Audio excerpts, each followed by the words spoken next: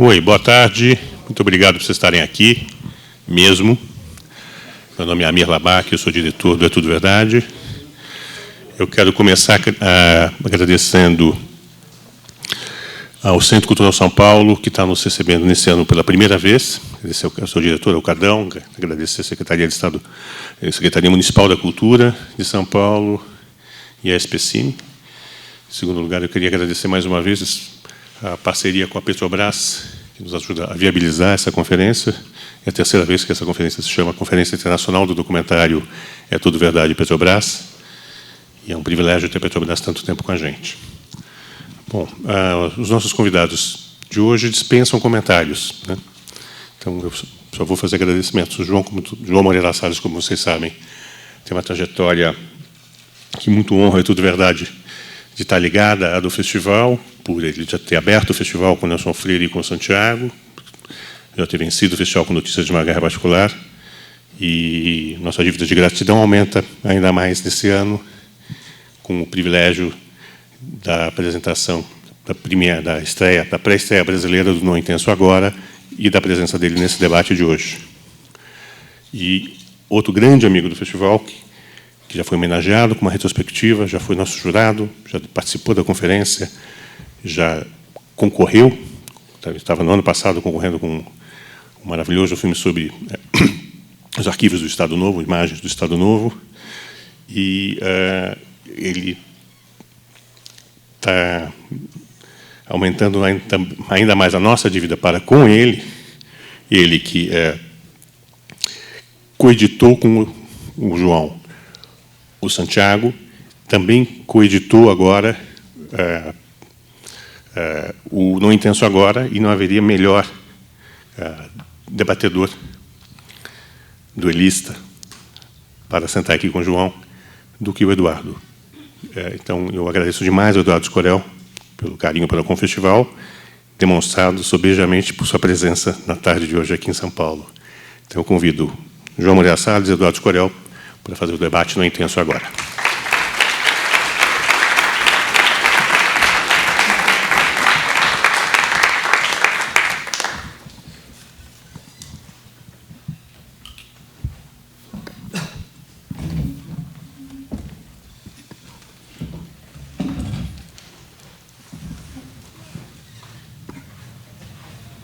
Por duelo, eu preciso tirar o paletó. Já que ele tirou, eu...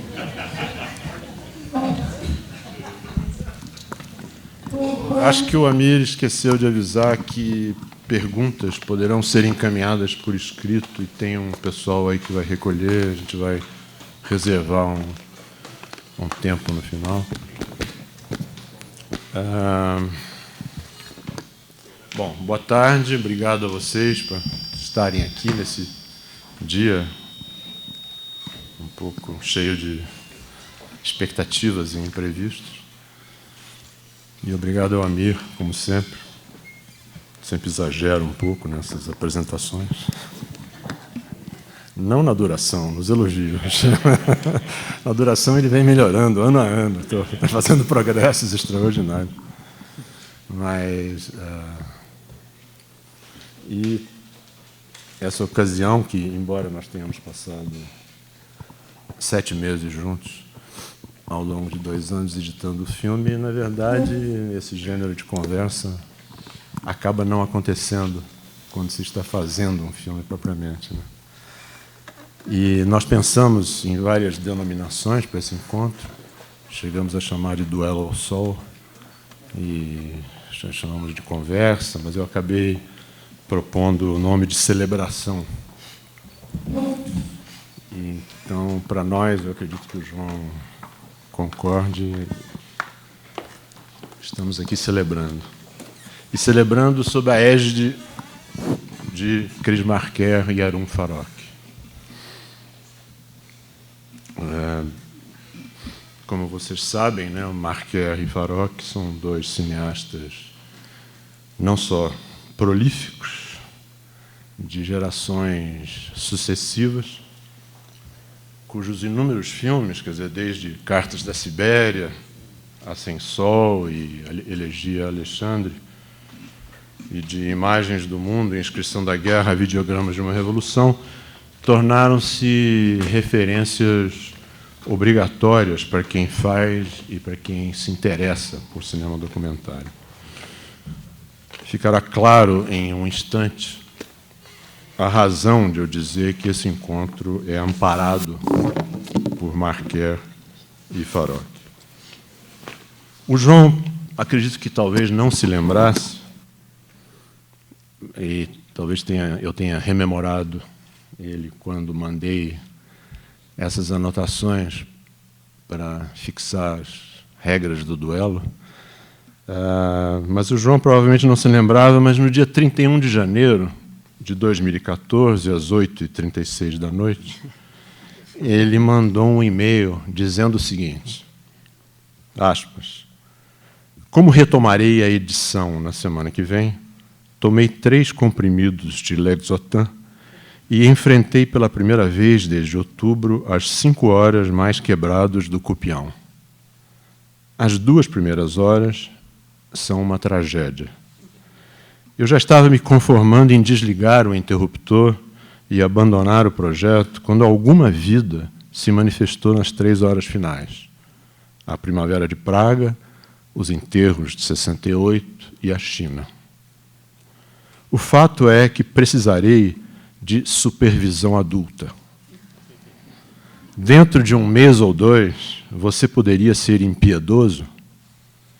Aproveite os meses de sursis e, por volta de abril ou maio, aguarde uma imensa chateação em forma de DVD. Abraços. 2 dias depois desse e-mail, nós fomos colhidos pela morte do Eduardo Coutinho. E eu menciono o fato não apenas pela perda pessoal que representou para nós, mas por acreditar que No Intenso Agora foi feito sob o signo dessa tragédia.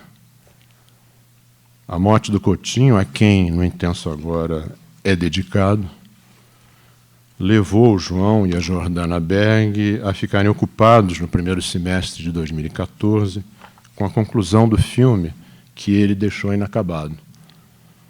Por isso, a imensa chateação, em forma de DVD, anunciada no final de janeiro, só chegou 6 meses depois.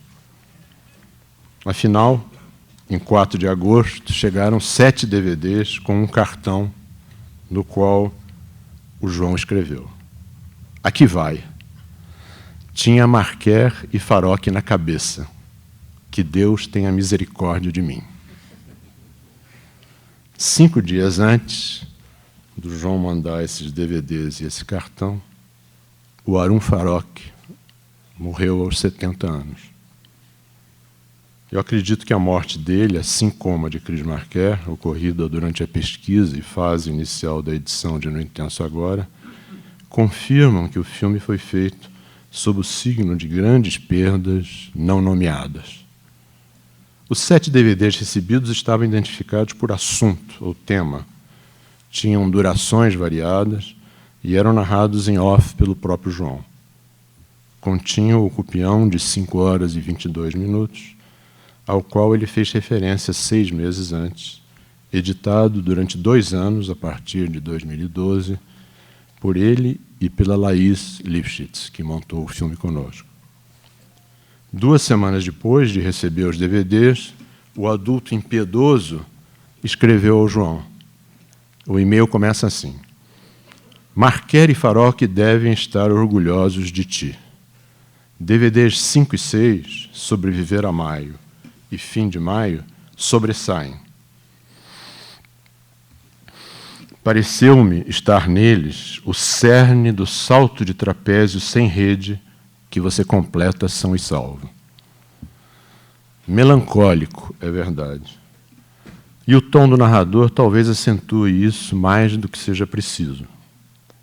Você estará pensando em um filme de duração bem acima do usual? E assumindo as implicações de ser um filme narrado full-time? A resposta do João não tardou. Puxa, eu não esperava por essa não. Que alívio! Que linda surpresa! Ufa! está tudo em aberto, duração, narrador, etc. Assim, de imediato, te diria que um filme com mais de 120 minutos é um filme para ninguém. Seria muito esforço para nada. 2 filmes, talvez, não sei. Quanto à narração, não vejo como não plasmar o nosso Marquer. Adoraria me calar, só não sei como. No mês seguinte, setembro de 2014, Laís, João e o adulto impiedoso começaram a se reunir diariamente na ilha para editar um filme ainda sem título, que talvez fosse finalizado em 2 partes de 1h40, e chegou a ser batizado provisoriamente de Felicidade. Antes de prosseguir, eu dou a chance do João dizer alguma coisa, já falei muito, e eu proponho que ele comente um pouco esses negaceios dele anteriores à edição e que nos esclareça até que ponto o que parece um jogo de cena não passa, na verdade, de um mecanismo de defesa.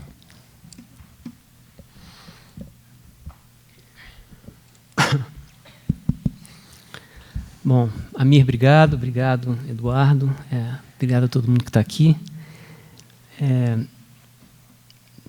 Olha, não é jogo de cena. O Coutinho tinha isso. O Coutinho tinha isso como estratégia. Vou fracassar, porque depois, se fracassasse, era do jogo. Se não fracassasse, ele dizia isso, né? O avião vai cair. Se não caísse, estava no lucro. No meu caso, nesse caso específico, é um filme no qual eu entro na ilha de edição sem saber direito o que eu estou querendo dizer, o que tipo de pergunta eu estou querendo responder, o que tipo de coisa eu estou querendo tratar. Então, tem uma ansiedade que diz respeito à própria falta de contorno preciso que o filme tem.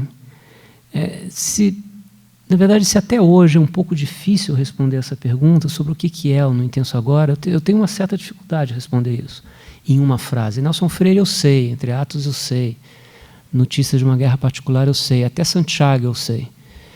Mas esse é um filme um pouco mais difícil de ser sintetizado em uma frase ou em 2. Então tem uma certa falta de nitidez que me acompanhou durante muito tempo fazendo esse filme. E às vezes eu acho que, na verdade, o assunto de que trata o No Intenso Agora é um pouco a possibilidade de tirar um coelho da cartola. Tem uma coisa de inventar um filme que não deveria existir. Esse material não foi feito para conversar.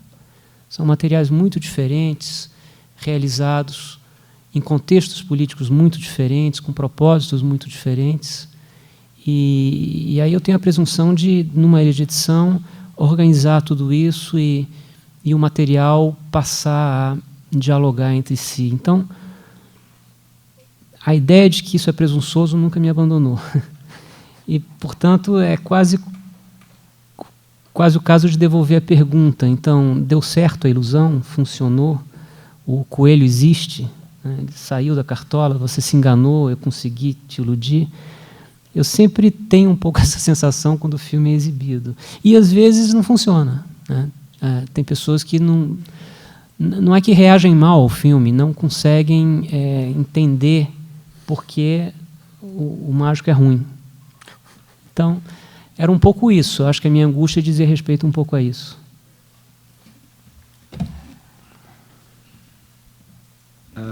Ao falar, o João mencionou o Santiago, né? Eu acho que ao falar No Intenso Agora, é inevitável tratar também do Santiago, né? O filme anterior, do João, lançado há 10 anos atrás. Eu vou, então, primeiro fazer referência a uma das sequelas do uso da narração na primeira pessoa do singular, que é um dos aspectos mais evidentes que os 2 filmes têm em comum. Quando filmes na primeira pessoa não se limitam a serem celebrações narcisistas, o que acontece com frequência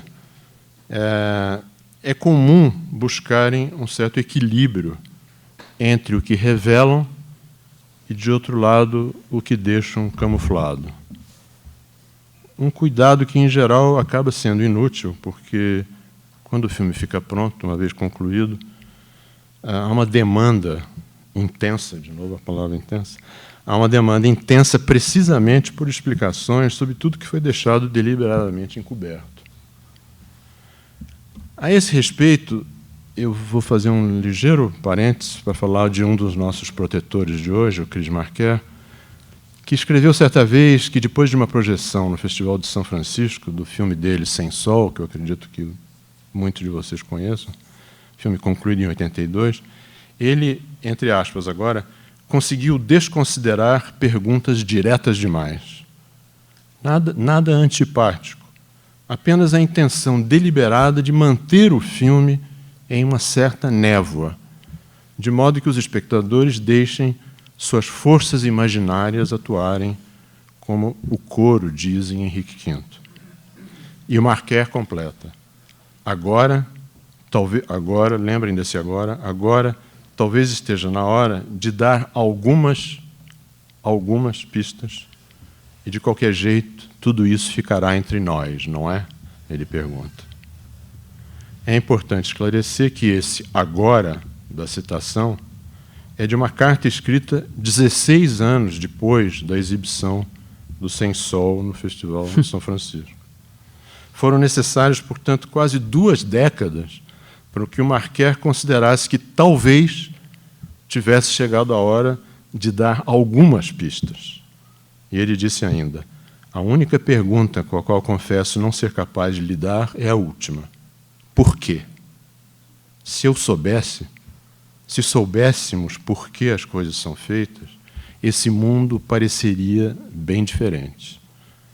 Eu tentarei tratar no máximo do como, que é um pouco que eu vou tentar provocar aqui com o João.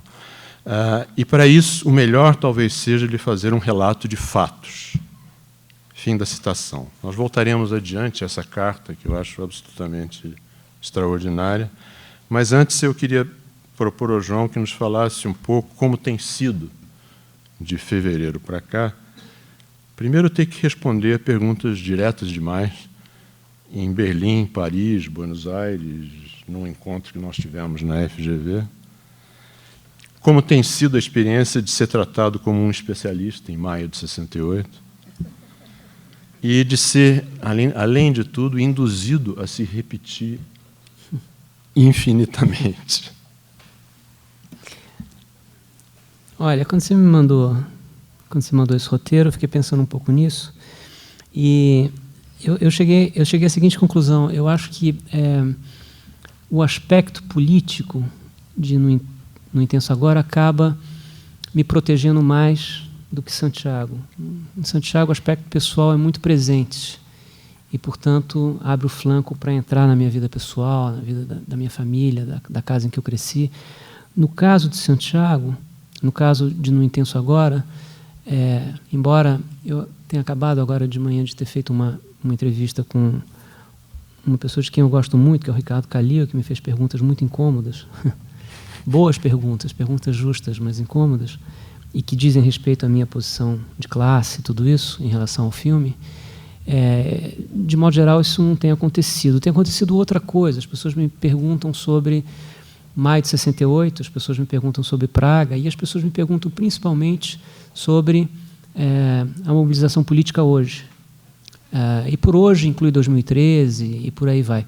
Então, na melhor das hipóteses, ou na pior delas, na verdade, responder perguntas ou falar sobre No Intenso Agora me coloca na posição de uma espécie de cientista político charlatão, porque eu não sou um cientista político, eu não tenho nenhuma autoridade para falar, para traçar paralelos entre 68 e 2013 e tal, embora eu tenha as minhas ideias sobre isso, mas elas são ideias pouco autorizadas, ou tão autorizadas quanto de qualquer observador ou cidadão. Mas eu me coloco nessa posição, que é uma posição de charlatão, que não é boa, mas certamente é melhor do que ser transformado numa espécie de paciente psicanalítico cujas sessões se passam na tela do cinema, que é o caso de Santiago. A relação com meu pai, com a minha mãe, é tudo um pouco mais incômodo no caso do Santiago. Então, embora seja mais fácil falar, porque eu estou falando de mim, mas é incômodo. No caso do No Intenso Agora, é simplesmente uma impropriedade. E aí tem uma outra coisa também em relação à reação das pessoas ao No Intenso Agora. O filme foi mostrado no Brasil 2 vezes só, há 2 dias atrás no Rio e ontem aqui no É Tudo Verdade. Mas antes foi mostrado na Alemanha, foi mostrado na França e foi mostrado na Argentina na semana passada, no Bafice, no festival de lá.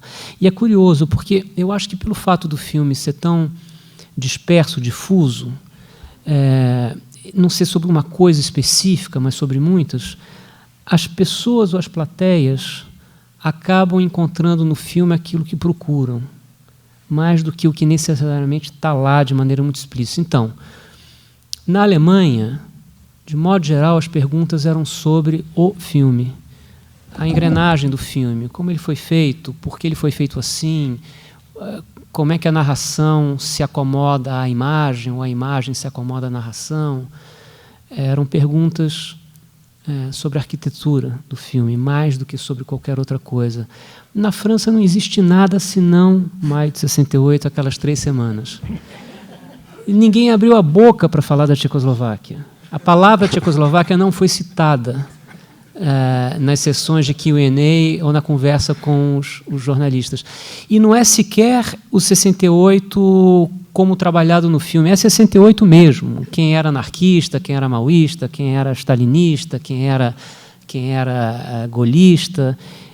E as desavenças eram desavenças em relação à maneira como esses aspectos são mostrados no filme. Mas o filme em si não tem a menor importância. Brasil não tem a menor importância, Tchecoslováquia não, porque aquilo está muito vivo. Além do que, nas sessões havia personagens que são parte do filme. O Goupil estava lá, graças a Ana, que levou, que é amiga dele. Goupil é o diretor daquele filme Deslumbrante, Morrer aos 30 anos. Alguns diretores dos filmes militantes estavam lá e os debates foram muito vivos, mas foram vivos recuperando um pouco o tom e as diferenças daquele período, como se aquilo ainda tivesse presente na vida dessas pessoas. Na Argentina, eu senti que há uma ânsia muito grande por mobilização política. E, por isso, embora o filme tenha sido bem acolhido, um certo estranhamento pela celebração um pouco melancólica que o filme faz de 68. As perguntas eram, bom, mas você não acha que é possível mais? Por que não é mais possível? O que fazer para as pessoas voltarem às ruas, etc. E tal. É um momento de vazio político na Argentina, um projeto se desfez, a gente conhece um pouco isso, né? Os paralelos são... assume um governo impopular nesse momento, então havia um pouco perguntas a respeito de como reatualizar as forças vivas de maio de 68. E embora o Brasil esteja só no início, e eu não tenha feito nenhuma sessão de Q&A, porque o filme as 2 sessões terminavam muito tarde, eu achei que não era uma boa ideia submeter as pessoas a mais meia hora de conversa, num filme que é longo. Eu vejo que, pelas conversas com jornalistas e tal, há uma aproximação grande do filme com 2013 no Brasil. Eu acho que o fato de 2013 ter acontecido, inclusive enquanto eu começava a editar o No Intenso Agora, eu comecei a editar em outubro de 2012. E em 2013, em junho, os movimentos aconteceram. Então, a Laís, por exemplo, a primeira pessoa com quem eu comecei a trabalhar no filme, ela foi muito ativa em 2013. Ela saía ou voltava, saía da edição e ia para a Cinelândia ou voltava de lá. Então, eu percebo que esse é um paralelo que vai ser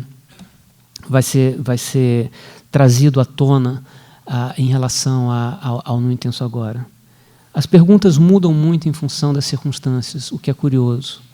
As respostas dadas ao Santiago, fora do Brasil, no Brasil, etc. e tal, eram mais ou menos as mesmas. No Intenso Agora, são completamente diferentes. O que evita também que eu tenha que me repetir tanto assim, quanto você acha.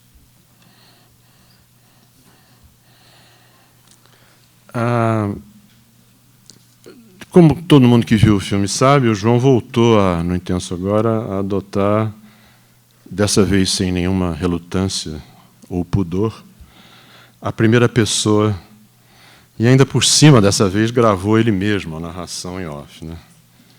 Essa ruptura com os filmes anteriores, feita, como eu disse, com relutância em Santiago, recebeu, mais uma vez, um aval do Cris Marquer, através de uma citação que o João recebeu em um outro e-mail, em julho de 2005. O Marquer... Aí é preciso dizer que julho de 2005 antecede o Santiago? Isso é antes de começar. Antes de começar a edição de Santiago. Antes de começar, ele recebeu esse e-mail com essa citação do Cris Marquer. Eu recebi dele. Isso não precisava revelar, né? Mas eu imaginei que estivesse subentendido de alguma maneira.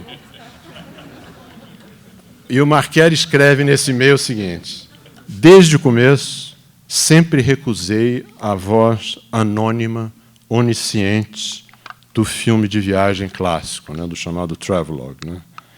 E usei a primeira pessoa sem rodeios, Marquer dizendo, né? Fui repreendido por isso algumas vezes, acusado de pretensioso. Sinceramente, eu discordo, escreveu Marquer. E ele prossegue. Se você me permitir citar a mim mesmo, foi assim que eu me exprimi em uma entrevista. Eu uso o que eu tenho. Ao contrário do que as pessoas dizem, o uso da primeira pessoa em filmes tende a ser um sinal de humildade. Tudo que eu tenho a oferecer sou eu mesmo. E, na resposta a esse e-mail, dias depois, o João escreveu: quanto à frase de Marquer, eu não a conhecia e a recebi com um espanto dos diabos. Explico. Ando pensando em mexer num velho material, a primeira filmagem do Santiago, né? Ando pensando em mexer num velho material que rodei há mais de 12 anos, e uma das questões essenciais é o emprego da primeira pessoa. Não apenas na locução, mas, sobretudo, no tema, já que o filme, se filme houver, os negaceios clássicos, né, é sobre questões essencialmente pessoais. Transcrevo abaixo uma mensagem que mandei ontem para uma amiga. Veja a coincidência, que no fundo não deve ser coincidência nenhuma. E segue-se uma minuciosa mensagem à amiga sobre a retomada em 2005 do projeto que viria a se tornar o filme Santiago, no qual, antes de começar a montagem, o João indica com absoluta precisão o perfil do personagem, a forma de abordagem e o tema do filme. Então, em relação a essa questão do uso da primeira pessoa, trazendo de novo à baila o nosso amigo Coutinho, eu pergunto ao João até que ponto o Coutinho contribuiu para o que você mesmo recentemente descreveu como a ideia de que o documentário fala certamente das outras pessoas e do mundo, mas também fala de si mesmo, de quem está fazendo o filme. Bom, você é protagonista dessa história, porque o Coutinho, de maneira, aliás, semelhante, parecida com a do Santiago, descobre um filme que ele interrompeu por outras razões muito mais trágicas do que o Santiago, onde não havia tragédia nenhuma, apenas um fracasso. Estou falando do Cabra Marcado para Morrer, evidentemente, quando ele descobre que ele precisa ser personagem do filme, o filme precisa ser narrado na primeira pessoa. E é um filme que ele montou. E é um filme que marca a minha a minha visão de cinema, a maneira como eu passei a entender cinema antes de conhecer o Coutinho. Mas, além disso, a questão da primeira pessoa, eu acho que está expressa, muito bem expressa no Marquer. Essa frase, para mim, ela é crucial. Ela me autorizou a fazer filmes na primeira pessoa. Tudo que eu tenho a oferecer sou eu mesmo. 68, por exemplo, Toma em 68. Não é um período que eu vivi, eu não sou um historiador. Por que eu posso fazer? O que me autoriza a fazer um filme sobre 68? Principalmente 68. Se você resolver encher uma estante de filmes sobre 68, você vai precisar de várias. Então, por que mais um? Por que um brasileiro vai falar do 68 francês e tal? A única perspectiva que me dá essa autorização, digamos assim, que é minha, comigo mesmo, é o fato de que eu conto a partir de uma perspectiva pessoal. É um pouco como uma paisagem que você vê da janela da sua casa. Essa vista é só tua mesmo. Então, dela você pode falar. Se ela é uma bela vista ou não, cabe ao espectador julgar quando sair do filme. Mas tem ali alguma coisa que é intransferível, digamos assim. É o 68 que eu vejo a partir de questões que são essencialmente biográficas, ligadas à minha vida, ligadas à minha relação com a minha mãe, ligadas a questões que eu percebo na minha mãe e identifico também. Só porque percebi na minha mãe, vou identificar nas pessoas que viveram intensamente 68. Isso, portanto, me dá uma mirada que é pessoal e que, de forma nenhuma, é uma história de 68 ou uma totalização de 68. É um 68 muito parcial, feito à luz das minhas circunstâncias. Então, nesse sentido, o Marquer, para mim, é definitivo. É, de fato, eu não chegaria a dizer que é um gesto de humildade, mas é uma circunscrição do todo, a partir de um ponto de vista que é muito específico. No Coutinho, eu acho que, quando eu digo que o Coutinho me ensinou que o documentário é evidentemente sobre as pessoas e sobre o mundo, mas também é sobre si mesmo. Esse si diz respeito ao Coutinho, claro. Uma das coisas que eu notei quando fui montar Últimas Conversas, um filme que ele não pôde editar, porque morreu antes de entrar na ilha de edição, é como alguns temas que são evidentemente próprios do Coutinho, mas não do jovem, se tornam matéria do filme. É um filme que se fala do início ao fim sobre a morte. Ele está conversando com meninos de 16, 17 anos, para quem a morte é uma abstração, e, no entanto, a morte é tema do filme. Como é tema do filme, através da obra inteira, a metafísica, a relação entre pais e filhos, que evidentemente era uma questão para o Coutinho. Então, os filmes do Coutinho falam, evidentemente, daquilo que é parte do desejo de quem fala, mas é também parte do desejo de quem escuta. E, nesse meio de campo, que interessa aos dois, o cinema do Coutinho acontece. Mas esse si, o pronome, salvo engano, oblíquo, esse si, também diz respeito não ao diretor, mas também ao próprio filme. Quer dizer, o cinema do Coutinho, eu acho... Quer dizer, eu já disse isso algumas vezes, vou repetir aqui. Alguns filmes do Coutinho são extraordinários, mas eu acho que a obra é maior do que cada filme, individualmente. Porque eu acho que na obra existe uma ideia de cinema que vai se esboçando, existe um percurso. Para mim, esse percurso é o percurso de alguém que, sem que isso fosse um programa explícito, é um percurso pelo qual ele vai investigando o que se pode subtrair do cinema sem que o cinema deixe de ser cinema, né? Então, ele vai tirando tudo. Ele vai pegando a caixinha de ferramentas do cineasta e vai jogando fora as ferramentas que o cineasta usa. Ainda é possível fazer cinema com menos ferramentas, e com menos ainda, e com ainda menos? Então, ele faz filmes em que ele elimina roteiro, elimina narração, elimina trilha sonora, vai eliminar cenário, vai eliminar movimento de câmera, vai eliminar a relação dele com o Jacques, com o cinegrafista. Que está aqui hoje. O Jacques está aqui? Está aqui. O Jacques está ali. O Jacques tinha autonomia, eles definiam 2 ou 3 quadros, mas era o Jacques que, na intuição dele, dizia: eu vou fechar ou vou abrir. O Coutinho falava com a pessoa, não falava com o Jacques. Imagina um filme de 1h30, 1h40, em que a câmera não se mexe, ela está no mesmo lugar, na mesma posição, num tripé fixo, que isso é cinema, ainda é cinema. Eu acho que por isso a obra do Coutinho, para mim, é uma das mais importantes do cinema contemporâneo, porque é isso que ele investiga, qual é a gramática mínima do cinema. Então, não é apenas um cinema feito de encontros maravilhosos e a gente se comove com aquelas pessoas.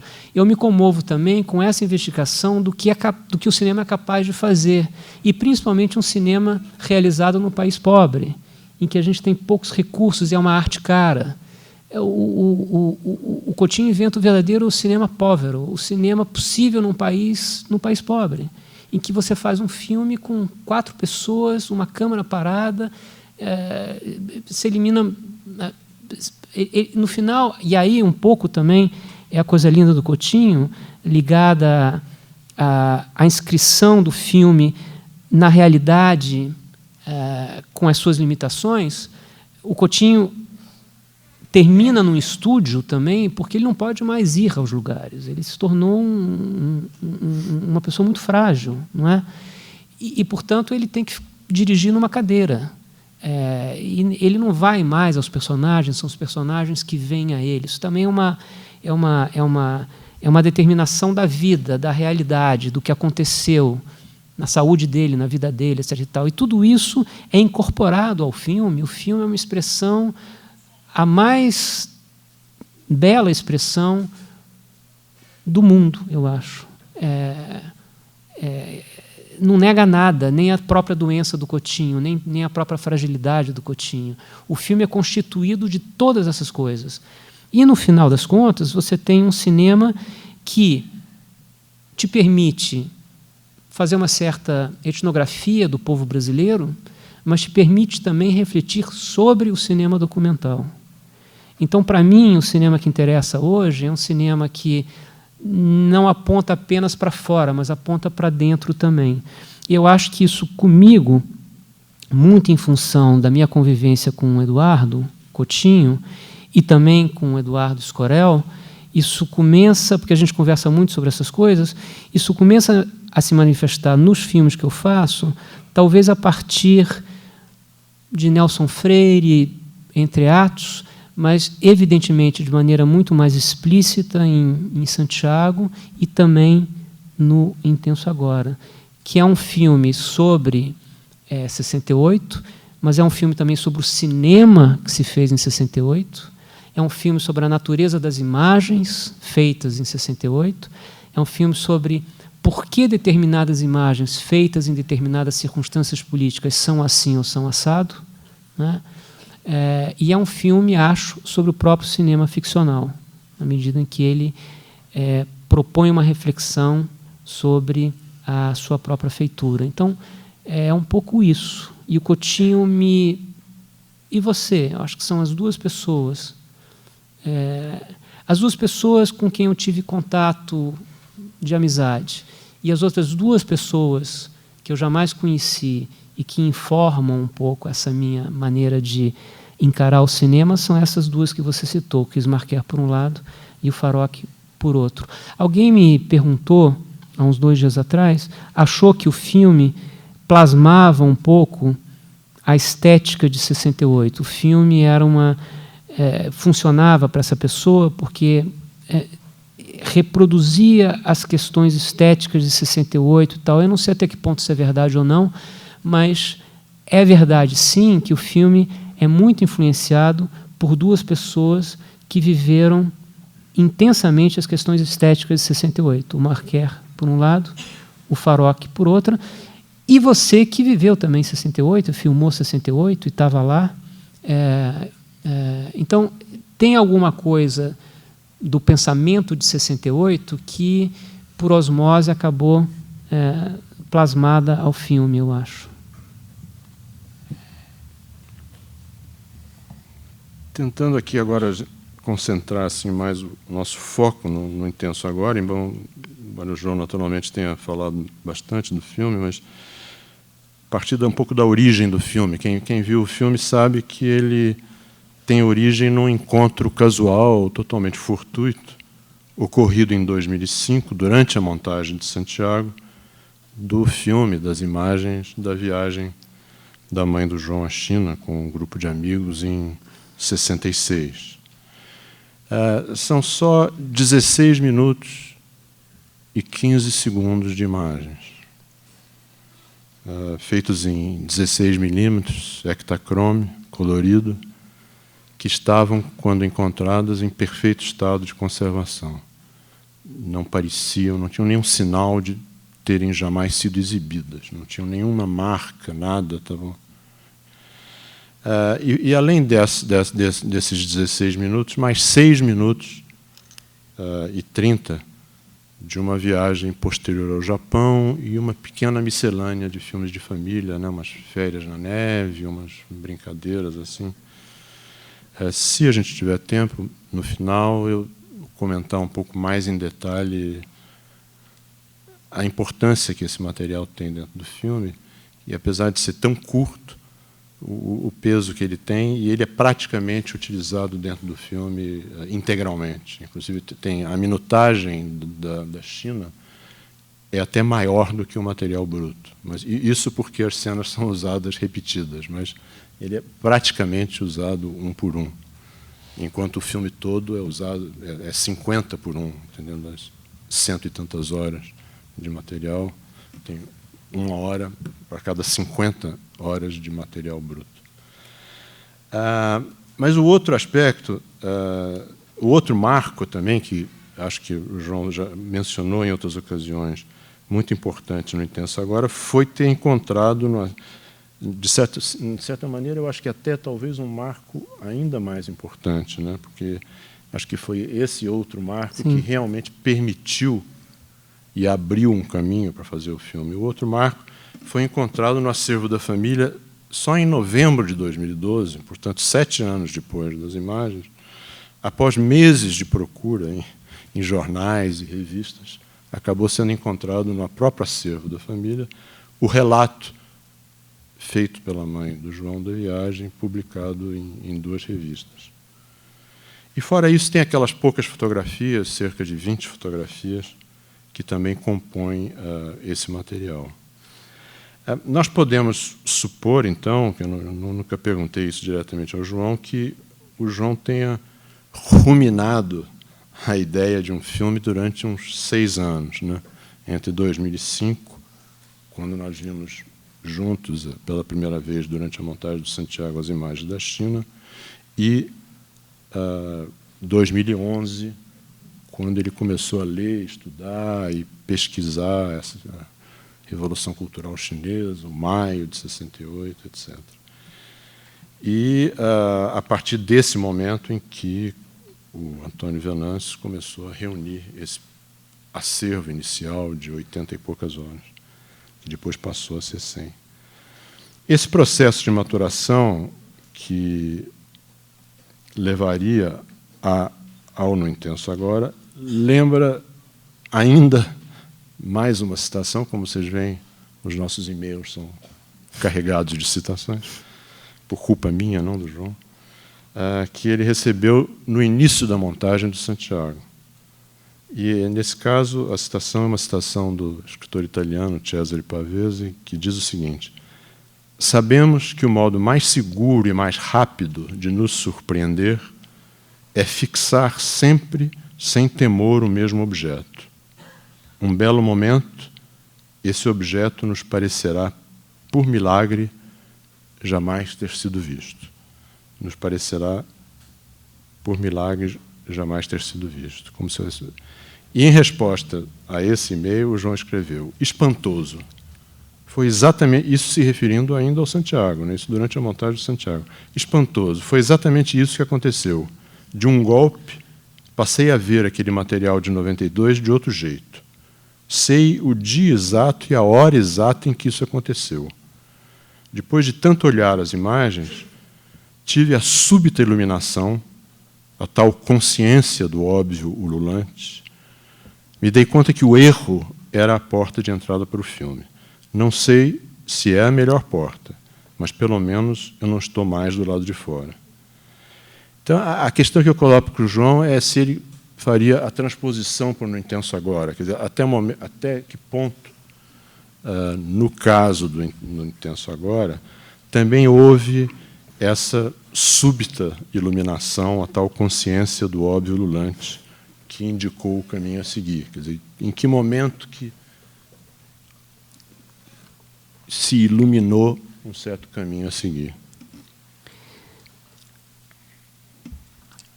Eu acho que duas coisas aconteceram que me levaram a achar que tinha a possibilidade de um filme ali. A primeira é antes da edição, é na leitura das memórias das pessoas que participaram de 68. E eu percebi que havia paralelos, digamos, existenciais entre a experiência da minha mãe na China. Não paralelos políticos, quero deixar isso claro. São experiências muito diferentes. A alegria de minha mãe na China não é a alegria de um militante nas ruas de Paris.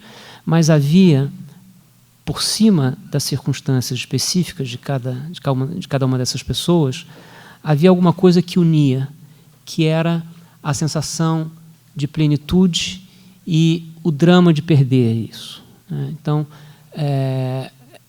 eu achei que havia possibilidade de fazer China conversar com 68, que é crucial para o filme, que foi sempre uma dúvida. Será que vai dar certo? Será que esse paralelo funciona?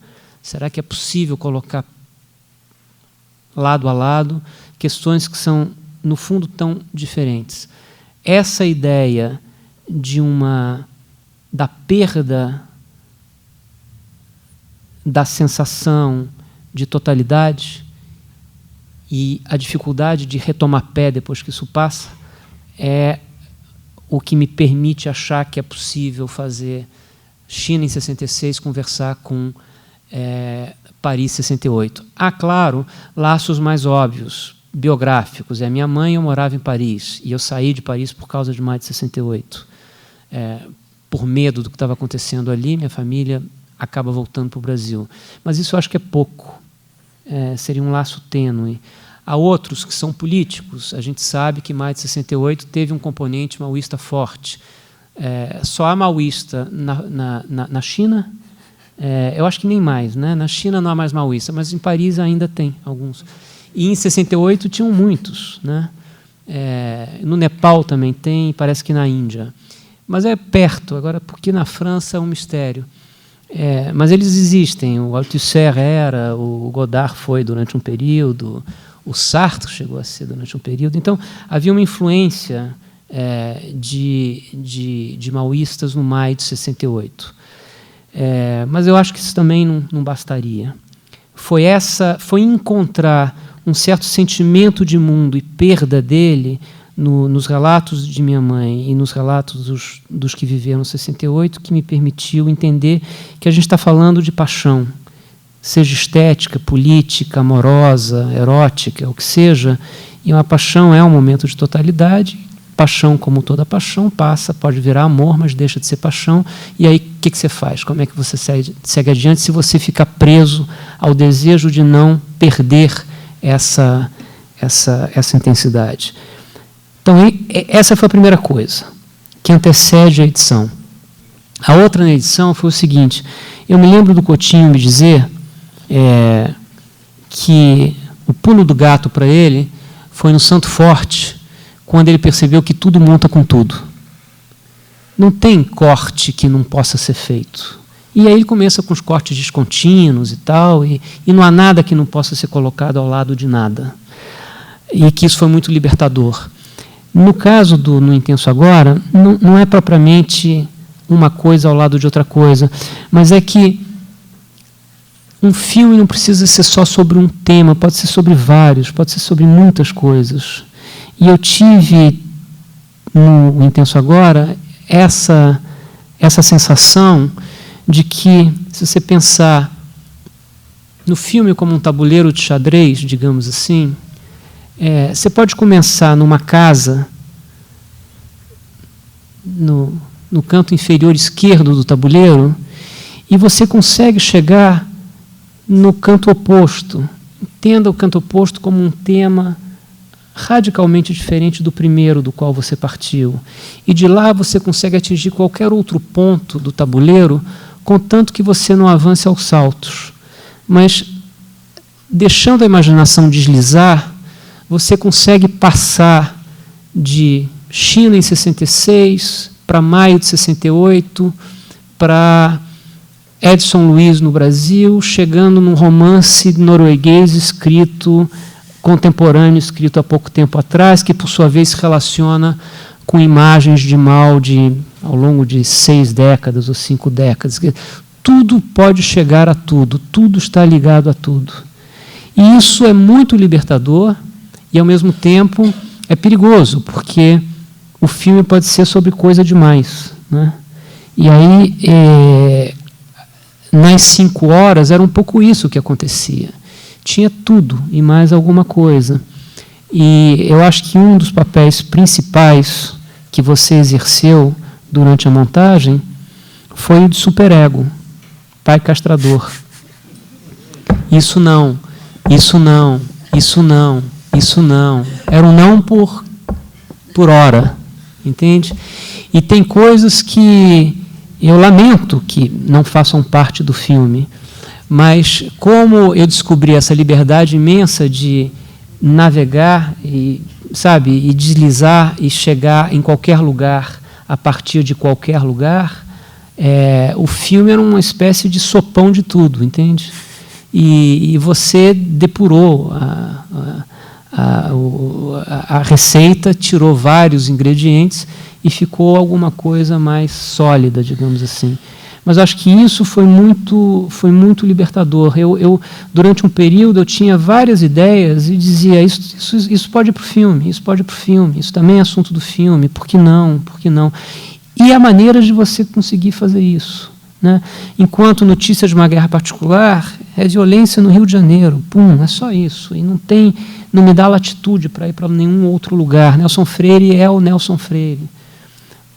Um pouco dessa característica nebulosa No Intenso Agora está ligado a isso, está ligado ao fato de que tem muita coisa ali dentro, entende? É uma cebola e como toda cebola, em excesso é ruim, né? Toma conta da comida e torna a coisa intragável. E tem gente que chora. Tem muita gente que chora. Mas essas foram as duas coisas, quer dizer, a relação entre o sentimento de mundo de minha mãe e das pessoas de 68 e essa possibilidade de deslizar entre os temas. Essas duas coisas é que estão na origem da possibilidade de fazer um filme como No Intenso Agora. Tem uma questão que eu vou tentar colocar mais adiante um pouco, mas vou tentar seguir o meu roteiro aqui para não me perder. Eu acho que a gente deve invocar o outro cineasta que estava na cabeça do João, conforme ele disse, né, enquanto editava o Cupião No Intenso Agora com a Laís. Além do método de fazer a exegese das imagens, que é uma coisa característica do Farok, né, do Arun Farok, No Intenso Agora também é devedor dele em outros aspectos. Um deles é a relação entre texto e imagem. Em uma entrevista, o Farok declarou que queria fazer filmes que não sejam distantes de textos e que, mesmo assim, sejam muito diferentes. Ele dizendo, né, talvez eu queira exercitar nos meus filmes uma forma de reflexão com imagens parecidas com a que é feita pela etimologia com as palavras, investigar imagens, desmontá-las para revelar seus elementos. E o Farok diz ainda, é preciso desconfiar tanto das imagens quanto das palavras. Imagens e palavras são tecidas nos discursos, formando redes de significação. Meu caminho, o Farok disse, é ir à procura de um sentido camuflado, de remover os escombros que ocultam as imagens. O João já tocou, eu acho, em alguns desses aspectos, mas eu levanto aqui, peço a ele que nos diga até que ponto ele se reconhece nessas palavras e nesse método do Farok. Né? A segunda sequência do filme é quase um exercício para demonstrar esse programa do Farok. A segunda sequência do filme é aquela sequência de uma família, de um arquivo familiar, uma família que eu não conheço, do Rio de Janeiro, e que filma, registra os primeiros passos da filha, né? que dá 2 passozinhos e tal, uma filmagem completamente banal, importante para a família, mas banal para todos nós. Já fizemos isso tantas vezes com os nossos filhos e tal. E, no entanto, e aí é Pavese e Farok. É evidente, Pavese no sentido de é só depois de você se fixar obsessivamente num mesmo objeto que alguma coisa se revela e você vê aquilo como se fosse pela primeira vez. É o que aconteceu. Por alguma razão, eu quis ver essa cena inúmeras vezes, e durante muito tempo. E, num dia qualquer, eu percebi que havia ali uma outra coisa que não estava sendo mostrada, que estava sendo mostrada, mas que eu não estava vendo, e quem filmou também não viu, que é o fato de que uma cena tão trivial tem uma capacidade de revelar coisas sobre o Brasil, sobre as relações de classe no Brasil. Eu acho que é disso que o Farok está dizendo. O Farok, para mim, essencialmente, é o filme Videogramas de uma Revolução. Que eu tenho a impressão, não quero ser presunçoso, que eu tenho a impressão que eu te passei esse filme. Eu consegui uma cópia, eu li sobre ele, te passei, e aí o Farok se tornou uma preocupação importante para o Scorel, que passou a escrever muito sobre o Farok, e, por sua vez, que me influenciou. Então, é uma coisa um pouco circular, passa por você. Mas no Videogramas de uma Revolução, que é um filme, para quem não viu, fascinante, em que ele recolhe, ele e o Gica, que é um romeno, os dois recolhem as imagens dos 10 dias ou da semana entre a destituição do ditador da Romênia em 89, que é o Ceausescu, e a execução do Ceausescu. E são imagens oficiais, em seguida imagens feitas por pessoas que saem à rua para registrar o desmanche do regime. Tem uma sequência fascinante da ocupação da televisão pública romena, e que imagem... Agora, então, essa questão é que é fascinante. Para o Farok, para o Gido, o que é essencial é o seguinte: o que se pode dizer de imagens produzidas em regimes políticos diferentes, como é uma imagem oficial de um Estado totalitário. Quando esse Estado totalitário se desfaz, o que é que muda na imagem? Tem toda uma discussão fascinante no filme, discussão dos personagens que discutem entre si, não é uma narração, eles ocupam a televisão, os revoltosos ocupam a televisão e vão transmitir pela primeira vez uma imagem que não é a imagem oficial do governo do Ceausescu. Eles entendem que a imagem tem que ser diferente. Como fazer crer para a população que agora quem fala são outros? Entende? Porque eles deixaram de viver no mundo do Ceausescu, passaram a viver numa sociedade em revolução, em que o povo se exprime com liberdade. Que imagem é essa? Não é? Essas são questões que estão por trás do No Intenso Agora. Como se filma quando você está feliz? Como você filma quando você tem medo? Como você filma quando você não tem medo? Como você filma quando você está triste? E assim por diante. São inúmeras as sequências do No Intenso Agora em que É isso que se propõe, né? Por que a filmagem da Tchecoslováquia é tão diferente da filmagem francesa, né? Porque uma se passa numa sociedade democrática, a outra se passa não só numa sociedade onde há um controle dos meios de comunicação, como uma sociedade invadida e ocupada, né? Necessariamente a imagem será outra como? É um pouco disso que atravessa No Intenso Agora, e está ligado também a Coutinho. Coutinho sempre me dizia isso. Por que ele filmou? Por que essa imagem existe? Quem é a pessoa por trás? Qual é o desejo dessa pessoa? Por que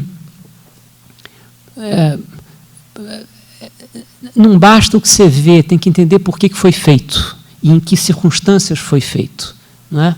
E isso para o Coutinho era crucial. E se tornou para mim também, eu acho que para você.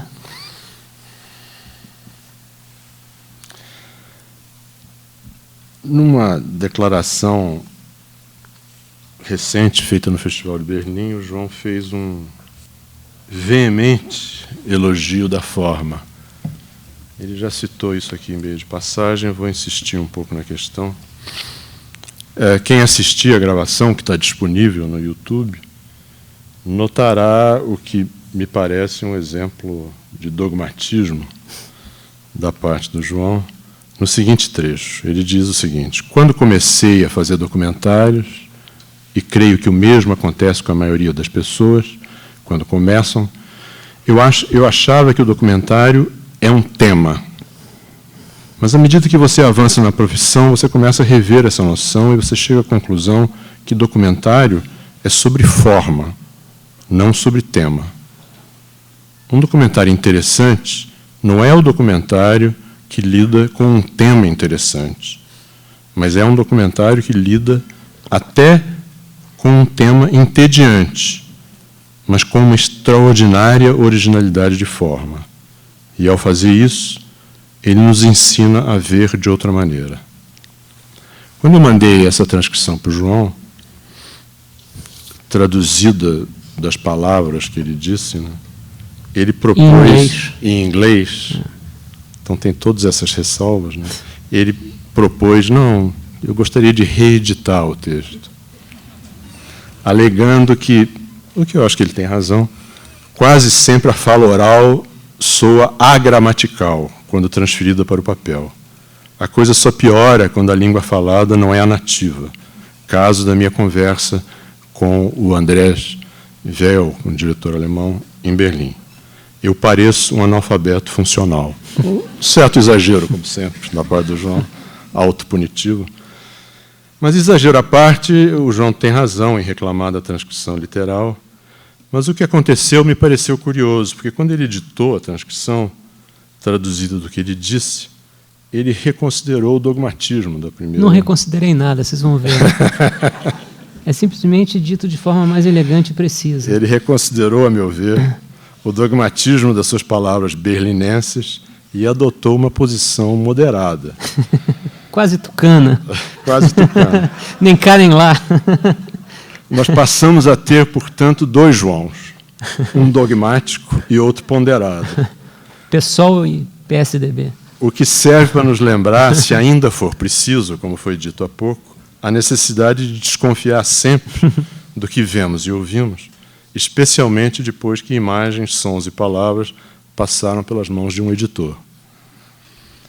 E aqui vai o trecho, depois de editado pelo sensato João. Para mim, um bom documentário não é aquele que trata de um tema interessante. Muitas vezes é o contrário disso. Grandes filmes podem lidar com temas banais, contanto que o façam com grande originalidade narrativa, originalidade de forma. Se conseguem isso, recalibram nossa maneira de ver. Pensem sobre forma, não pensem que a forma está dada e ao documentarista basta encontrar um tema forte. Vocês precisam encarar o cinema documentário como um laboratório onde se tenta inventar novas formas de representar o mundo. Não é fácil. Contudo, para mim, é o que de mais importante um cineasta é capaz de realizar. Um grande documentarista é aquele que alarga as possibilidades do gênero do filme em si. Vocês vão de convir que não mudou muita coisa, né? Que ficou só mais bem dito. Mas, enfim, esse João ponderado e preciso não suscita, na verdade, maior controvérsia, né? Eu não estaria nem citando ele aqui. Mas ao João dogmático, eu apenas assinalaria aqui, para evitar certos maus encaminhamentos, que faltou reconhecer que o assunto, ou o tema, também é um elemento de beleza, como, aliás, o Mário de Andrade escreveu certa vez. E isso num artigo no qual ele desafia quem quer que seja lhe mostrar um só período da arte em que a preocupação com a forma não fosse o elemento principal. Mas o Mário nos diz, com a sabedoria toda dele, que entre forma e assunto não há escolha a fazer. E eu acho, se vocês me permitirem dizer, que tanto o Santiago como no Intenso Agora são justamente a prova cabal e absoluta disso. Que documentários são sobre forma, sem dúvida nenhuma, mas também são sobre tema. Os dois filmes são interessantes porque têm formas e temas interessantes. A extraordinária originalidade de forma dos dois não é maior do que a de seus temas. Não sei se o João... Acho que ele não tem nada a dizer, eu posso passar para outra questão. Não, tem muita coisa a dizer sobre, muita coisa a dizer sobre isso. E só para completar, eu diria que não há forma interessante que salve um tema entediante. Então vamos lá, você pode colocar... Eu vim preparado. Ele veio armado. Está em foco isso? Tá, né? Desculpa que eu estou sem óculos. Eu vou dar 3 exemplos, esse é o primeiro, né? E você pode seguir. Olha o que se faz com violão. Tudo isso é violão. Pode ir. Pode ir. Obrigado. Deve ter mais um. Pronto, pode parar nesse. Nada mais banal do que um violão, não é? E, no entanto, a revolução das artes plásticas, a mais importante desde Giotto, eu acho, está aqui. É isso aí mesmo. Você pega um objeto banal e a tua investigação é: será que é possível representá-lo de outra maneira? Eu concordo com o que você está dizendo, em parte, porque é evidente que essa é uma fala, essa que ele reproduz, isso ele omite, porque ele é cínico. E eu estou falando com estudantes de cinema. É gente que está começando a pensar em cinema. E é a última coisa que você pensa em cinema, quando você faz documentário, você quer fazer documentário, você tem 17, 18 anos de idade, é que há uma questão de forma. Você precisa refletir sobre isso. Você quer fazer filmes sobre a Síria, sobre a Etiópia, sobre o Trump, sobre as tragédias do mundo, não é? E a forma está dada. O cinema americano faz isso até hoje. O mainstream... Filme que ganha Oscar. Filme que ganha Oscar, tenho certeza, são quase todos, deve haver exceções, na verdade, eu não consigo me lembrar de nenhuma nesse momento, mas certamente elas existem, mas, de modo geral, são filmes absolutamente banais do ponto de vista da forma e, portanto, conservadores. Não ensinam a gente a ver diferente. E aqui é uma prova cabal de alguém que não foi atrás de Guernica. Guernica estava resolvido, ele já tinha pintado. Eu agora vou me debruçar sobre uma forma e vou desconstruí-la e vou ensinar que é possível enxergar de outra maneira. E o impacto foi cataclísmico. A história das artes plásticas nunca mais foi a mesma depois de Picasso e do cubismo. Eu acho que o tema é quase fácil, porque ele está dado. A forma é que é muito difícil. E as pessoas, talvez por isso, não pensam muito nela. Eu acho, ao contrário do Eduardo, que é difícil pensar em filmes notáveis que sejam convencionais, mesmo que tratem de temas extraordinários, né? O filme que ganhou o Oscar esse ano, para voltar ao Oscar, é um filme sobre O.J. Simpson. É um documentário da ESPN, que eu estou vendo a duras penas. o tema não pode ser mais interessante. O tema é fascinante. É uma questão ali. Eu não tinha me dado conta como o julgamento do O.J. Simpson está no centro, no cerne da discussão racial americana. No entanto, o documentário é de uma banalidade em função da maneira como organiza os materiais, que me leva a crer que eu vou esquecer dele daí a 3, 4 semanas, porque não há nada que fique registrado. Ele não tem capacidade de se imantar em mim, porque ele é uma repetição de fórmulas que eu já vi inúmeras vezes.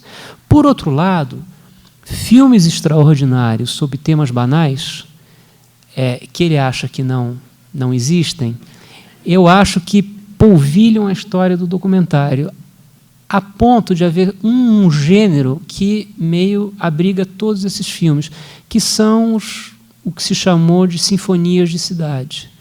Então, se você pensa em Berlim, Sinfonia de uma Cidade, se você pensa no Homem com uma câmara de cinema, o que é de extraordinário nesses filmes, se não a forma? Porque, de certa maneira, eles topam enfrentar a normalidade da vida de uma cidade. É isso.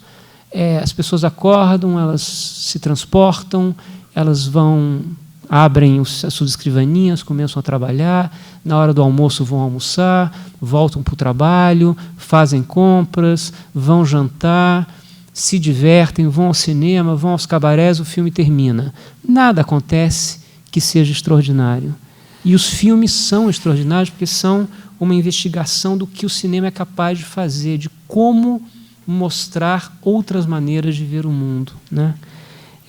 Chuva, do Joris Ivens, nada mais banal do que um dia de chuva, que é o que ele mostra num filme experimental de 15 minutos, que ele próprio diz que para a carreira dele foi fundamental, porque ensinou ele a ver melhor, a observar mais aquilo que é pequeno, aquilo que está nas franjas das coisas, a primeira gota de chuva e tal.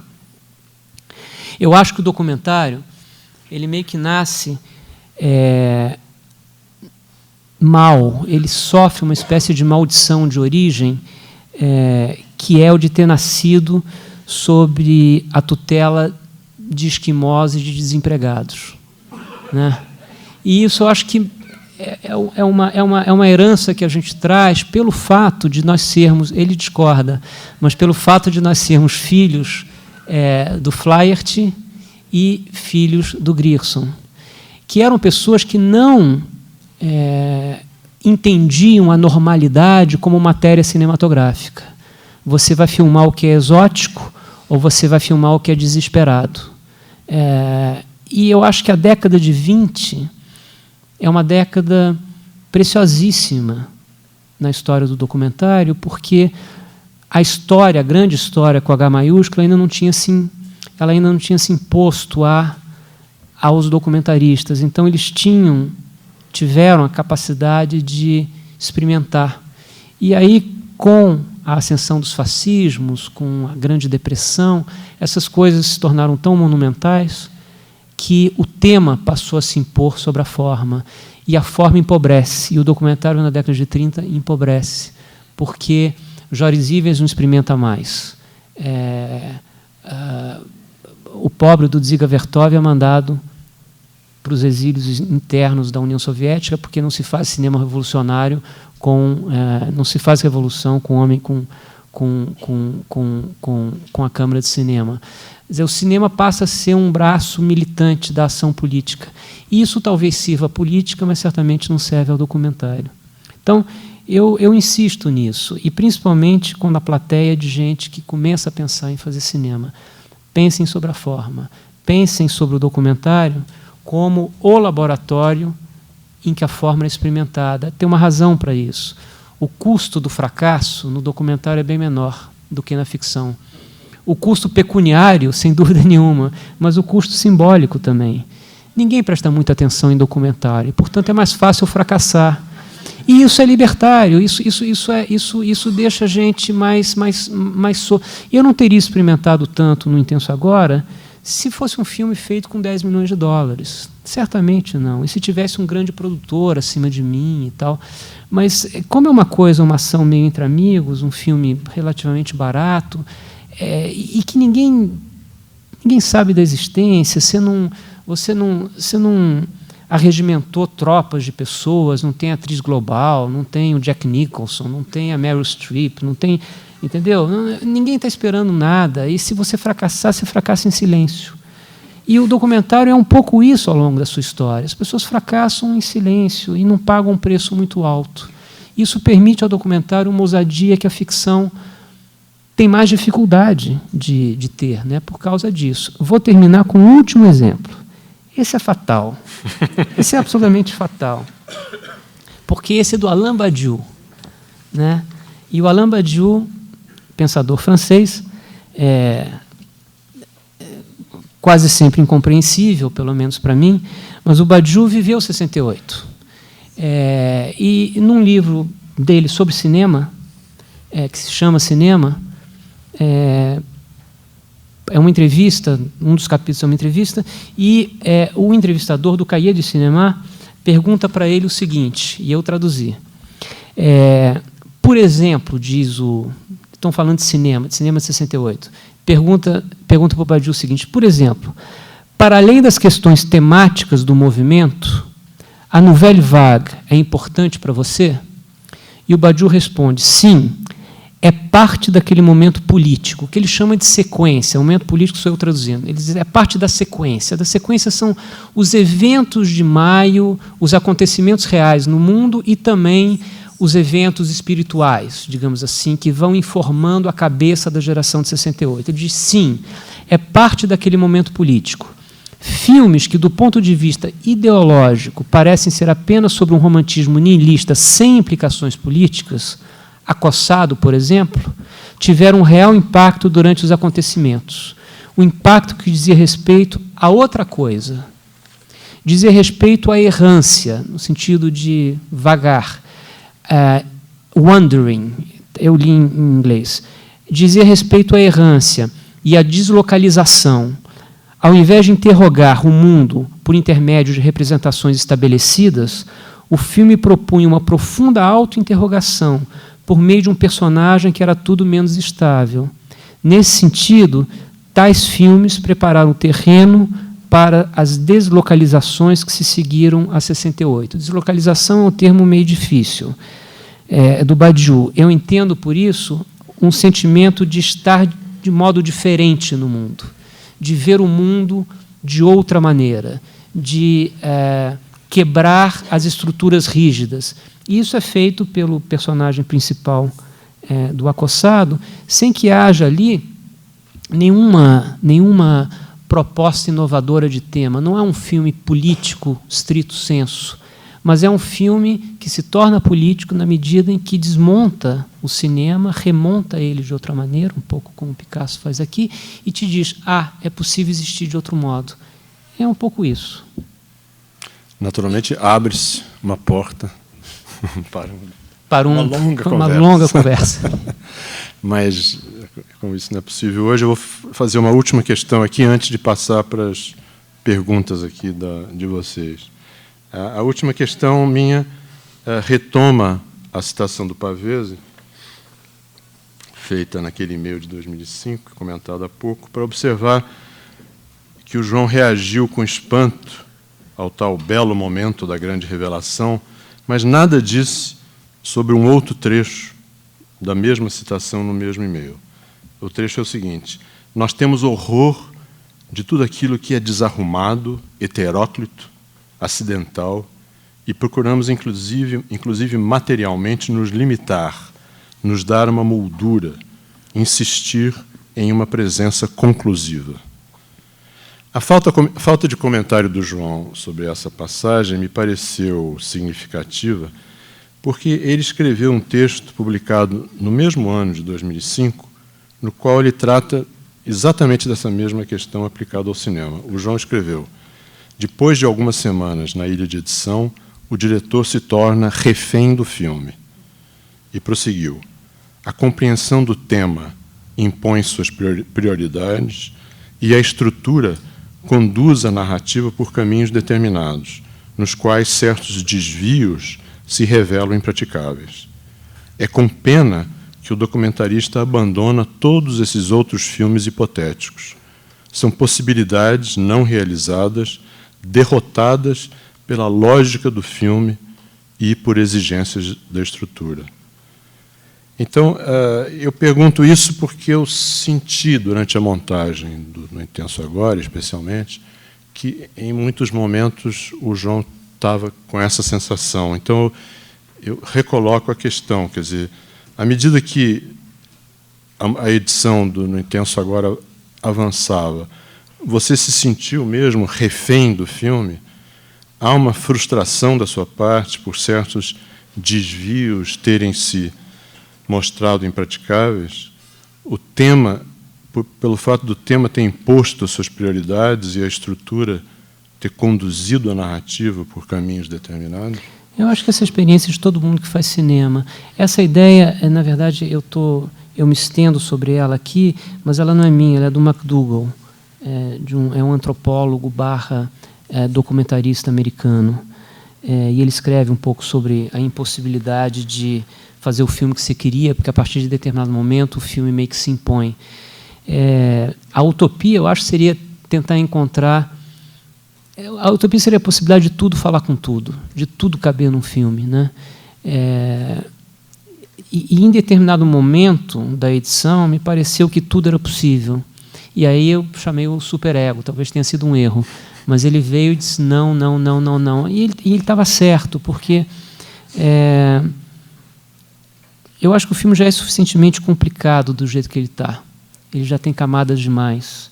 E você se ilude, você, diretor, se ilude achando que aquilo que você pensou ao longo de 4, 5 anos será pensado também por alguém que se senta numa sala e se levanta dela 2 horas depois, né? Conexões que, para mim, são muito evidentes no filme, são misteriosas para boa parte das pessoas que assistem ao filme. De onde é a figura de Yolanda. Um dia a gente pode falar dela. Yolanda e a sua amiga. Elas estão ali nos créditos de agradecimento do filme. Tem, por exemplo, você tem prisões das quais você não escapa. E a mais óbvia delas, aquela que é inescapável, é a da própria duração do filme. Eu estava falando sério quando eu escrevi para ele, muito antes de começar, que um filme, de começar com ele, né? Que um filme com mais de 2 horas é um filme para muito pouca gente. Com 3 horas é quase para ninguém, né? Você sabe que algumas coisas que foram deixadas de fora doem até hoje. Tinha uma sequência, não diria grande, ficou no filme até dezembro de 2016, até 4 meses atrás, 5 meses atrás, ela fazia parte do filme, que é uma sequência sobre o cinema militante. Um movimento iniciado pelo Chris Marker de fazer filmes em parceria com os trabalhadores, não é? E isso virou um movimento, e havia... vai estar no... A gente, hoje em dia, fica um pouquinho menos angustiado porque inventaram essa coisa de faixa extra do DVD. Então, a gente desterra tudo para a faixa extra do DVD. Eles vão viver lá desterrados. Mas essa era uma sequência que eu achava importante, ficou de fora. Tem um personagem crucial em 68, nos eventos de 68, que é o Pompidou. Tudo acontece muito em função das decisões estratégicas tomadas pelo Pompidou, que era o primeiro-ministro do De Gaulle. O Pompidou segurou o ímpeto do De Gaulle, como general que era, de reprimir. E ganhou, em parte, por causa da participação moderadora do Pompidou. Pompidou foi expelido do filme. Tem um episódio fascinante, pós-68, que o Cohn-Bendit convence o Godard a fazer um faroeste de esquerda. E vão todos para o sul da Itália fazer um faroeste da esquerda, que foi feito. E é extraordinário, é absolutamente extraordinário. Tinha meia hora de filme falando, literalmente meia hora de filme, falando com presença sublime do Glauber. Ele disse não, tem que tirar. E tinha o nosso Fidel, que é um elemento importante de 68. Rapidamente, por quê? Porque aquela geração que foi às ruas já tinha rompido com a União Soviética. E quando a União Soviética invade Praga e o que se tentava fazer em Praga se aproximava muito do sonho das pessoas que estavam na rua em Paris, ou seja, um socialismo democrático, aberto. Quando os soviéticos entram, a juventude militante imaginava que Fidel apoiaria aqueles que resistiam à invasão e aguardam o pronunciamento de Fidel, que se pronuncia 48 horas depois, não é isso? Salvo engano? Acho que é. 48 horas depois, em Havana. E a gente achou o pronunciamento dele, na verdade faz parte no filme do Chris Marker, mas no YouTube também se acha, e é um pronunciamento impressionante, porque eu vou tentar aqui parafrasear, ele diz alguma coisa assim, ele está tenso, ele não está à vontade, e ele diz, do ponto de vista político, é indefensável, do ponto de vista moral, desculpa, é indefensável o que acaba de acontecer na Tchecoslováquia. É um povo soberano que acaba de ser invadido por potências estrangeiras. Então, não há defesa moral do que acaba de acontecer na Tchecoslováquia, mas, do ponto de vista político, não há outro caminho, porque a gente não pode deixar um país do campo socialista derivar e se aproximar do campo capitalista, que não era o que eles queriam o socialismo de outra maneira. E o Chris Marker conta que, naquele momento, caiu o pano da geração de 68. Ficaram sem... Porque não era mais a União Soviética o modelo. O modelo agora eram as revoluções do terceiro mundo, principalmente Vietnã e Cuba. E quando Cuba, então, adere à invasão e apoia a invasão, a geração fica sem modelo, sem rumo. Então, parte do bode pós-68, que está no filme, se deve também a isso. E isso era parte do filme. Fica parecendo que deveria estar, né? E que o culpado é ele. Mas não, ele tem razão. Tem razão, era um desvio. Você tem que explicar tudo. E tudo que eu estou dizendo para vocês deveria se explicar no filme. E é muito difícil dizer tudo. Então, de fato, a gente se sente tolhido. E o filme acaba se impondo e muita coisa fica de fora. Bom, essa é outra discussão enorme, né? Mas o fato que eu acho que é inegável é que há realmente um momento em que a relação que se imagina com o espectador se sobrepõe Sim. à importância da sequência. Então, todas essas sequências que o João citou são realmente extraordinárias. Só que o filme, eu acho que não comportaria. Não comportaria. Quer dizer, você tem que...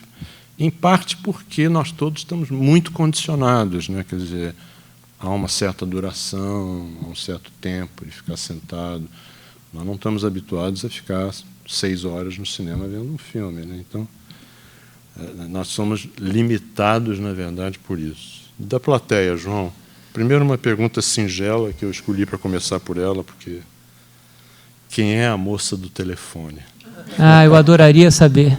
Todos nós, quem é a moça do telefone? E nos meus sonhos, essa moça do telefone se casou com aquele rapaz, naquela conversa com os estudantes, com os operários, ele está embaixo e ele é super legal, aquele cara. A vida começa quando acaba o patrão, quando não tem mais patrão, e aí que a vida fica bacana. Eles casaram. E tal. Eu acho que eles se casaram. Estão juntos até hoje. E eles não votam na Le Pen. O meu medo é que eles votem na Le Pen. Mas eu acho que não, eu tenho a impressão que não. Eu adoraria saber, eu não sei quem perguntou, mas o meu cartaz do filme, o cartaz que eu gostaria, era aquela moça do telefone, mas a gente não conseguiu os direitos da imagem, então, infelizmente, não é esse o cartaz. Uma outra pergunta que tem sido feito muito e que, de certa maneira, a gente tocou, mas em que momento nasce o texto na montagem? Você escreve antes, durante ou depois? Não, eu escrevo durante. A imagem vem sempre à frente do texto. Então, vou dar um exemplo concreto. A questão dos mártires, né, do uso político dos mortos de 68. É um tema que interessa a gente. A gente monta e aí eu escrevo. Na ilha de edição, ali mesmo. Escrevo e aí eu gravo num gravadorzinho de serviço e tal e coloco na imagem. E aí eu adapto o texto à imagem quando não cabe, etc. e tal. Mas o que é curioso é que, porque é feito assim, você tem um texto corrido que eu acho que tem uma unidade, parece que ele é escrito de uma sentada só, mas, às vezes, você está ouvindo uma frase que foi escrita em 2014 ao lado de uma frase que foi escrita em 2016. E elas estão convivendo juntas, elas têm 2 anos de diferença, uma é mais velha do que a outra em 2 anos. E a narração é toda feita assim, de pequenos fragmentos de coisas escritas ao longo de todo o processo de feitura do filme. Eu devo ter começado a escrever essa narração logo no 2º ou no 3º mês de edição. Portanto, eu estou falando de 2012, 2º semestre de 2012, e escrevi até final de 2016. Então, você tem numa narração pelo menos 4 anos de 12, 13, 14, 15, 16, 5 anos de texto de diferentes idades. Depois, evidentemente, gravados de uma só vez, né? Claro, mas... Eu vou tentar resumir uma pergunta aqui que tem. É mais difícil, em termos de montagem e argumento, trabalhar com imagens de arquivo do que imagens filmadas? São coisas diferentes. Na minha experiência, são coisas diferentes. E a diferença é a seguinte: a primeira vez que eu trabalho com imagem de arquivo, né? Eu nunca tinha trabalhado antes. A sensação é que são... Aquilo que você filma é um pouco uma extensão de você mesmo. É quase um filho. Saiu dali e você conhece intimamente. Você tem uma intimidade imediata, né, com a imagem. Aqui são estranhos que precisam se tornar amigos. E isso leva tempo. E, portanto, nesse caso, eu tomei uma decisão que foi muito adequada, mas que eu nunca tinha tomado antes, que é eu mesmo decupar o material, ou seja, todo o material é descrito e ele está descrito no papel. Descrito de 5 em 5 segundos. Aqui tem 20 pessoas que caminham em direção à câmera, tem uma pessoa à esquerda que sorri, tem uma pessoa à direita que não sorri, o cartaz diz isso, atrás tem alguém de punho, e isso foi me dando foi me aproximando das imagens, me aproximando, até que elas se tornaram parte da família, digamos assim. Mas, num primeiro momento, você não tem uma relação com elas. E isso torna um pouco difícil você trabalhar. Uma coisa que não foi perguntada em nenhuma das entrevistas, mas eu acho importante dizer, e tem a ver com o rigor do Escorel e da Laís. Esse é um filme que respeita a edição dos filmes. Quero, com isso, dizer o seguinte: se vocês estão vendo uma sequência de um filme de 68, aquilo que vocês estão vendo, os cortes que vocês estão vendo, são cortes do filme original. A gente não usa o material de arquivo, os filmes, como material de arquivo que a gente pilha do jeito que a gente quiser, para servir a propósitos do filme. Quando há um corte nosso, ele é indicado por um preto. Esse filme tem muito preto na tela. Esse segundo de preto na tela indica que aqui houve uma interferência dos montadores do filme. Mas o que está entre pretos respeita a integridade da edição original. E, em nenhum momento, a gente diz assim, agora eu quero gente sorrindo, e a gente, então, vai colher imagens de pessoas sorrindo de inúmeros filmes diferentes e faz uma... Isso não existe nesse filme. A sequência do mal ela é diferente, pelo seguinte, foi bom você ter feito essa pergunta. Isso diz respeito não a cinejornais, isso diz respeito a filmes, onde há um trabalho de edição para a construção de uma obra cinematográfica. Cinejornal, arquivo solto, arquivo... Eu quero uma imagem de mal, é assim que se usa. Eu quero uma imagem de mal com tal idade. Você compra uma imagem, que é feita por um cinejornal ou pelo arquivo oficial da China e tal. Isso não está numa estrutura. Isso vem órfão de estrutura. E aí a gente usa como a gente quiser. Mas o que é filme, o que é uma narrativa, é respeitado como tal no momento que a gente seleciona a imagem. Então, isso, por exemplo, tem uma sequência deslumbrante, de edição deslumbrante, numa num confronto da polícia com os estudantes no dia 6 de maio. E é uma edição... a gente chamava de quem? Vertoviana, né? Porque ela é russa. Acelerada. Ela é né? acelerada, é deslumbrante. Eu adoraria poder dizer que aquilo foi um trabalho penoso meu, do Escorel e da Laís. Não é. Aquilo é do filme original. E está indicado como tal porque ele vem de um preto e sai de um preto. Entende? Tem uma pergunta curiosa aqui, porque eu acho que hoje mesmo nós estávamos falando sobre os comentários que as pessoas fazem sobre a cena final do filme. Não. E, de maneira geral, as pessoas se referem à cena final do filme como sendo a cena da maravilhosa moça do telefone. Mas acontece que esse não é o último plano do filme. Quer dizer, o filme acaba na saída da fábrica dos irmãos Lumière, cena a qual nunca ouvi ninguém fazer referência, curiosamente. Mas que tem uma significação e uma razão de estar ali. Agora, aqui, não sei se é um equívoco da redação, mas alguém pergunta, tem um terceiro final. Por que você escolhe acabar com a cena do mal? Tá. O filme não acaba com a cena do mal. Mas aí ele completa. Achei que você acabaria com a sua mãe. Isso foi discutido, né? O mal já teve em vários lugares. O mal já teve sempre perto do fim, não é? Mas antes da minha mãe, depois da minha mãe. Eu acho até que talvez até um pouco antes do fim, um pouco depois do De Gaulle, não me lembro bem quando. De Gaulle, o último De Gaulle, né? Essas coisas são um pouco misteriosas. Eu não sei se tem uma razão. Eu vou te dar uma razão cerebral, mas, enfim, é um pouco tem a ver um pouco com a alquimia do filme. Funciona num lugar e você não sabe direito por que não funciona em outro. A resposta mais cerebral, e eu acho que o Eduardo pode me ajudar, uma coisa que o Eduardo disse, inclusive. Terminada Minha Mãe fecha o filme.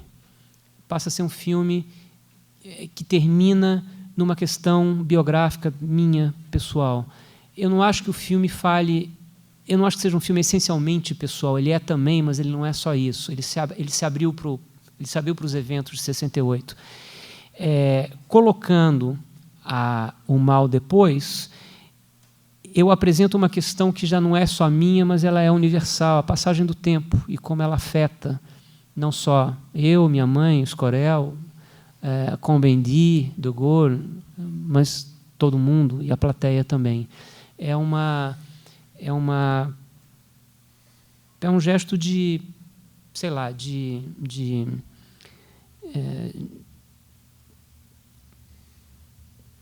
não terminar narcisicamente, digamos assim, sabe? E de abrir para alguma coisa que é uma experiência de todos e não só minha. E que está também, evidentemente, que atravessa também essa ideia da tristeza do fim de 68, porque o tempo passa, e o Coutinho dizia isso.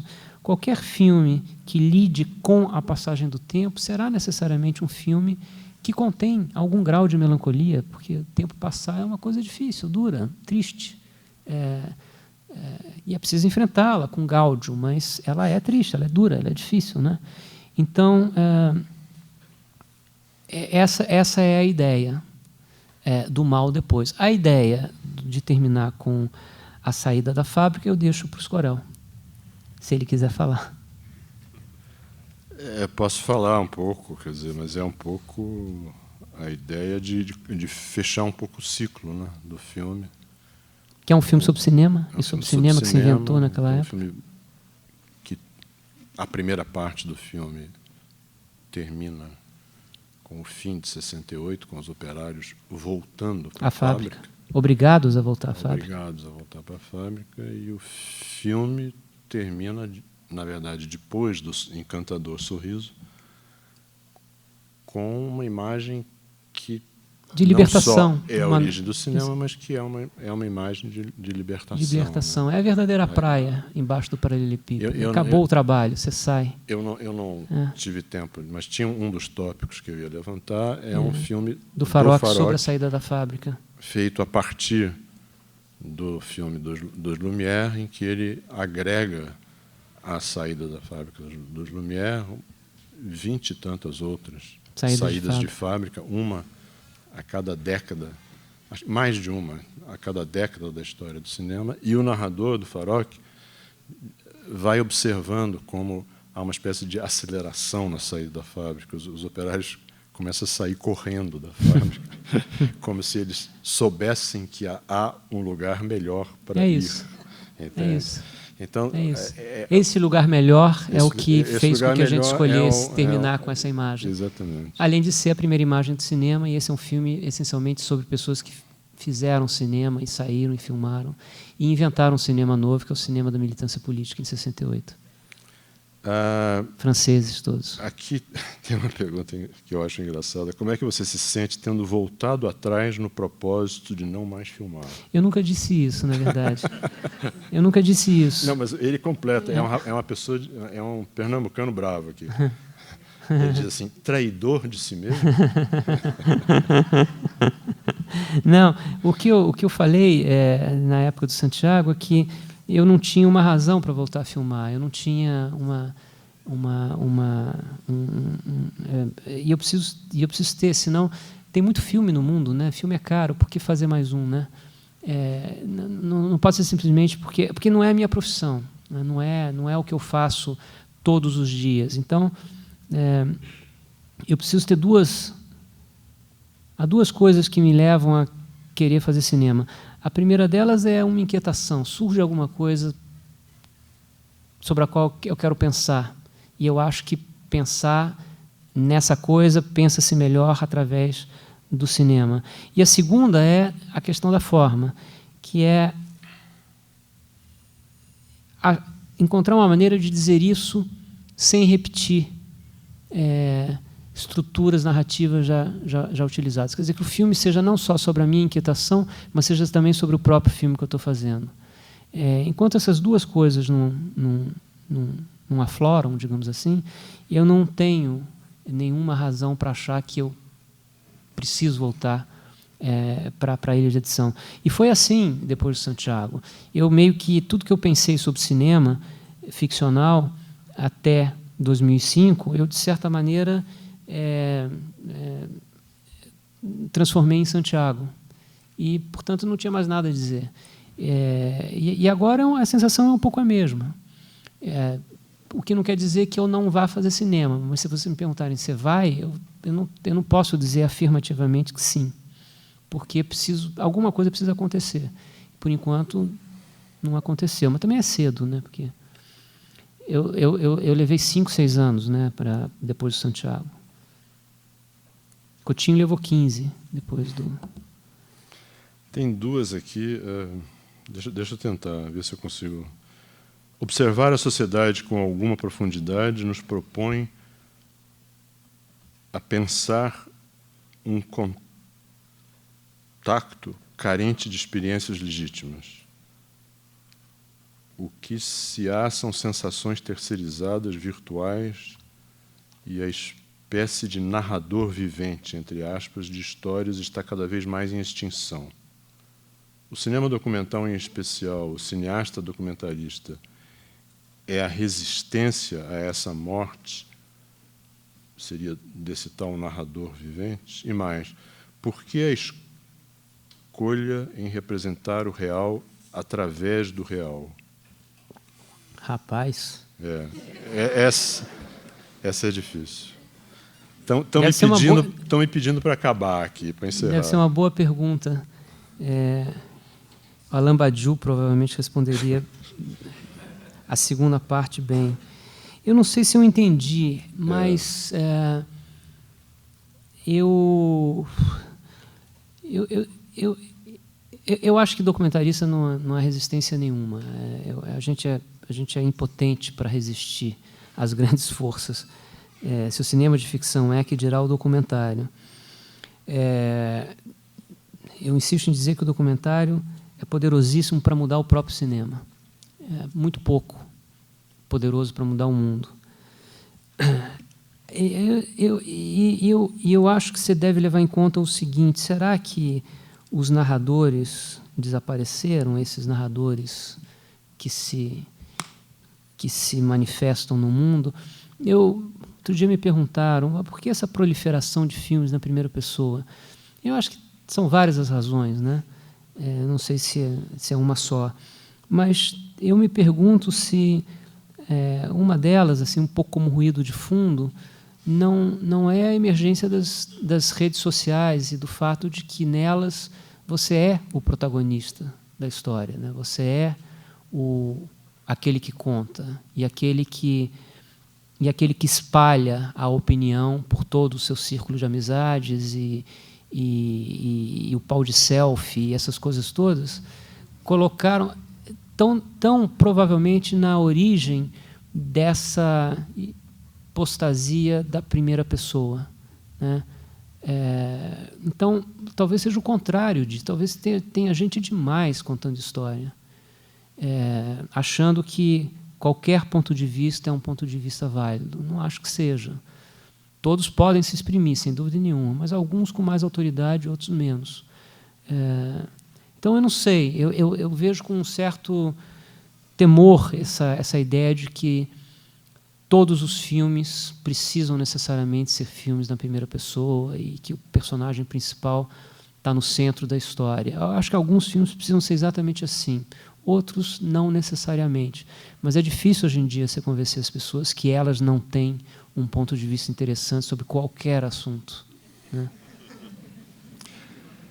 É isso. Obrigado a vocês. Desculpem que faltou responder 2 perguntas, mas estão nos pedindo. Muito obrigado, para encerrar gente. aqui. Obrigado a vocês, gente.